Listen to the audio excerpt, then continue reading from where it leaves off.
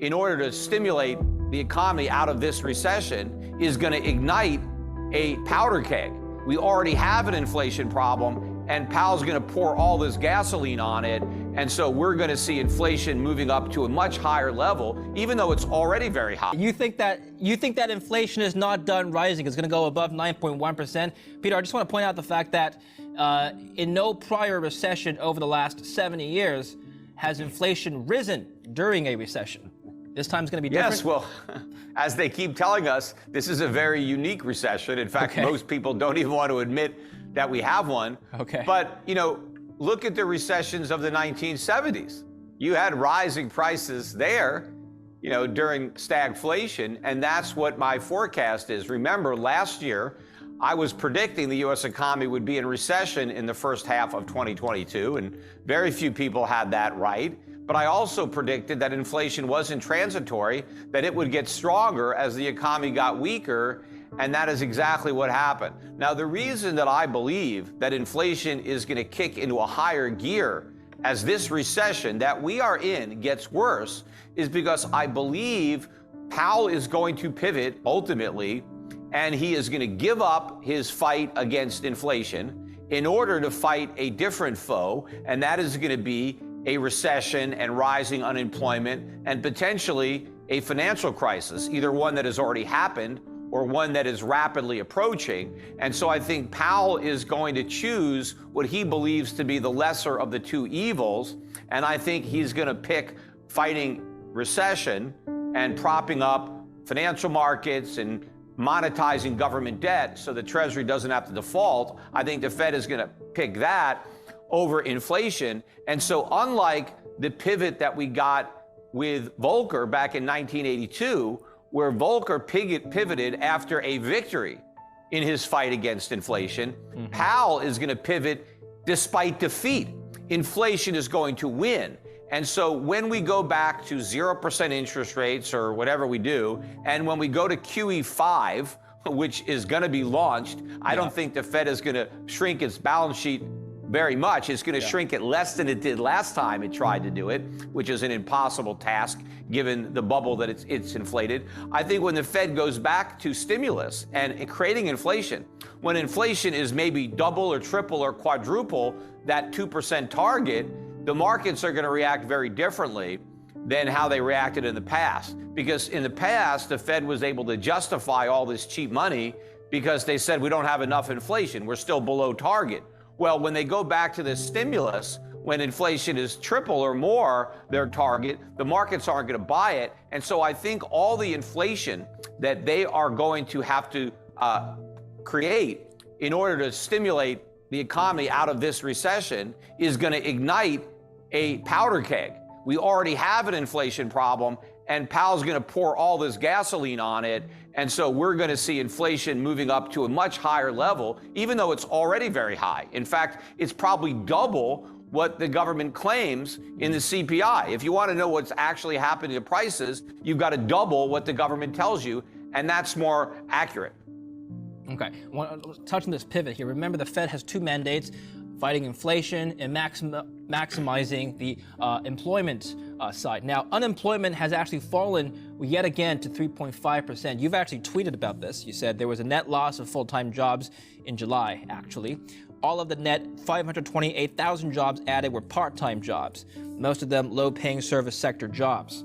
Now, I mentioned I read some of your juicy tweets. So I actually looked into this myself in the BLS, Peter. A recent jobs report came out. The number of persons employed part-time for economic reasons increased by 303,000 to 3.9 million. So of the 528,000 jobs added, 300,000 were part-time jobs.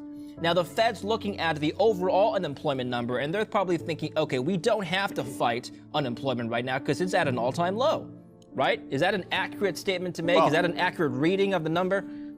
Even if some of those other jobs were full-time jobs, and it's hard to say, but even if they were, they probably went to people who already had another full-time job. Because one thing that we know for this month or last month is that it's a new record. The number of people working two full-time jobs is now at an all-time record high. And why are people having to hold down 2 full-time jobs? Because one isn't enough. That is the problem. This labor market is so weak, workers are being forced to accept huge pay cuts, which is what they're doing. They're getting small increases in their wages, but it's being more than offset by enormous increase in the cost of goods. The cost of living is going up much more than their meager pay raises. And so what a lot of Americans are now forced to do is take another job. And many people that have one part-time job now have 2 or 3 because they can't pay the bills with a single job or even 2 jobs. So this doesn't happen in a strong labor market. In a strong labor market, workers get real wages, raises. They're able to get their boss to increase their pay by more than the increase in the cost of living. But in a weak labor market, workers are forced to work for lower wages, and that is in fact what is actually happening. And meanwhile, labor force participation last month fell to 62.1. That is the low for the year. And in fact, over the last 4 months, even though we've created all these jobs, the number of people in the workforce has gone down. And so that means that all the jobs that were created over the last 4 months were people who already had a job getting another job. You don't think it's because people found renewed purpose after the pandemic? They just want to work more?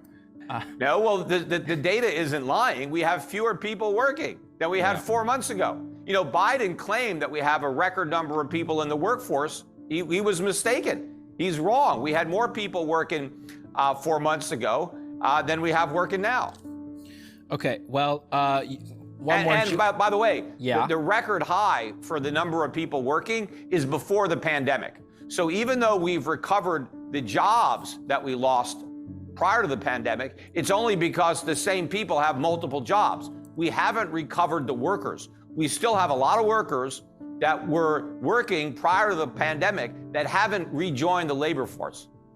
Okay, I want to come back to the financial crisis that you mentioned earlier in the interview, but first, another juicy tweet you made. You said that there's no trade-off between inflation and economic growth. Real economic growth increases supply, holding prices down. The problem is that our economy hasn't had real growth thanks to the Fed. It experienced an artificial bubble. To fight inflation, that bubble must be popped.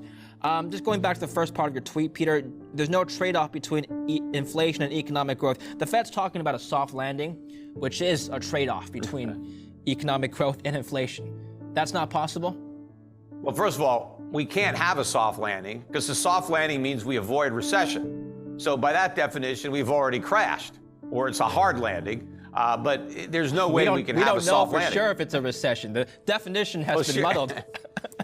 Well, I don't care how the politicians want to redefine it. It is what it is. And so, you know, I'm not going to change the meaning of a word just to deny that we're not in something that we're in, that somehow believe that inflation is caused by economic growth.